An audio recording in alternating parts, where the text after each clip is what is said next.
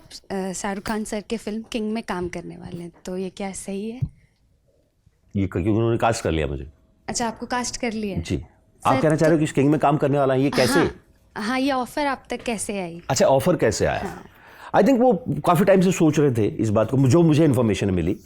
But I think Siddharth भाई थोड़ा सा हिचक रहे होंगे कि यार छोटा पार्ट है, अभी ज्वेल थीफ के बाद उसको ये इतना छोटे पार्ट के लिए करना। तो अपेरेंटली खान साहब बीइंग खान साहब, वो बोलते हैं कि मैं बात करता हूँ। अब उनकी बात कौन नकारेगा? वैसे ही मैं बहुत पसंद करता हूँ उनको।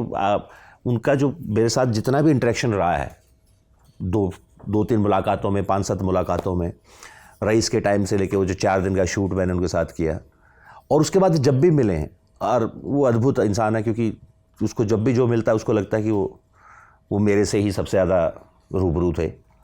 कुछ अमेजिंग क्वालिटी है उस इंसान में।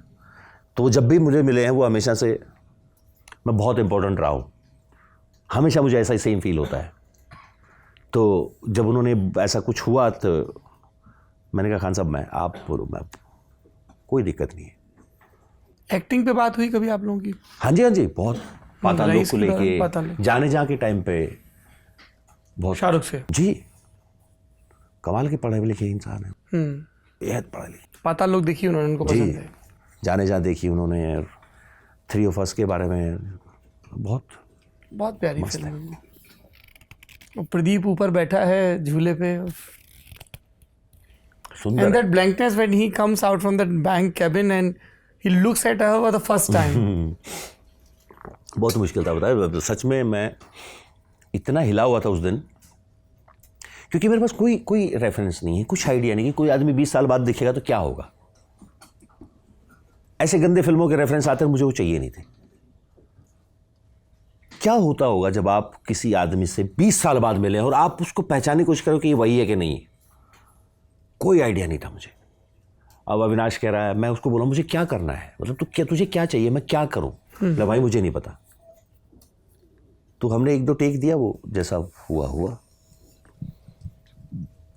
तो वो तीनों, शेफाली ने, आपने, आनंद, अद्भुत काम किया है। वो बहुत सुंदर लिखा हुआ था वो, अगेन इतना सुंदर लिखा हुआ था। वरुण ने उसके साथ, वरुण भाई ने, अविनाश की ही आइडिया था, स्टोरी भी उसका। आई थिंक जहाँ एक बार अविनाश ने कहीं बोला भी था कि पहला आइडिया मिलने से, जिस दिन पहला थॉट आया इस फिल्म को लेके, 3 महीने उसने लिख के शूट भी कर दी थी।